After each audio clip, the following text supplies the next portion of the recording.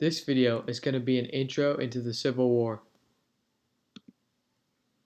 First, let me talk about the causes for the Southern secession. The first cause was the moral issue of slavery / events that occurred related to slavery. For example, with the Dred Scott decision in 1857, where the Supreme Court ruled that African American slaves were actually property of their slave owners.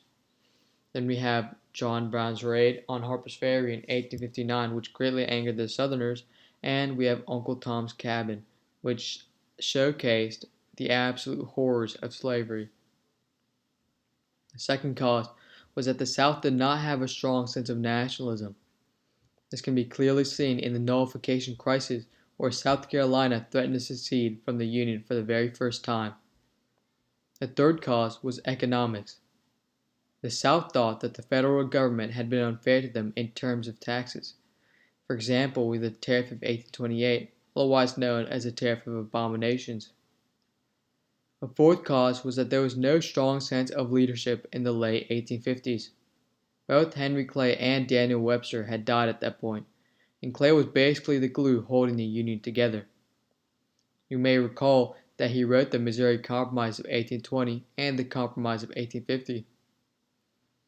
The fifth cause was that the South believed that they would get support from abroad, specifically from Great Britain, because Great Britain heavily relied on cotton that was exported from the South.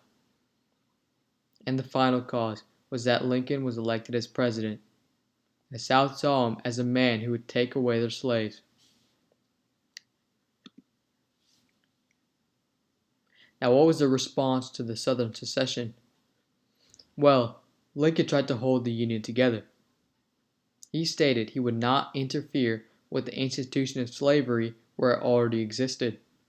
But at that point, it was too late, and the South still didn't care. So the Crittenden proposal was drafted. This proposal outlined a way to save the Union by stating that Southerners could have their slaves and new states could vote on the issue of slavery. Lincoln, even though he wanted to preserve the Union, rejected this proposal because he was heavily against the expansion of slavery. Now, let me talk about North versus South in terms of advantages leading up to the Civil War. The Union advantages were that the North had double the population of the Confederacy. The North had many means of production for war goods due to their rapid industrialization. They had a strong leader in Lincoln. They had better foreign relations even with factoring in the Confederates in Great Britain. And they had a superior navy.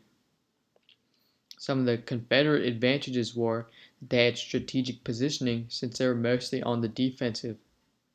The Confederate troops needed less training than the Union soldiers. They had way better military leaders, such as Stonewall Jackson. They had a greater morale / sense of confidence. And they had the foreign trade thing with Great Britain, and then they thought that Great Britain would be on their side in the war.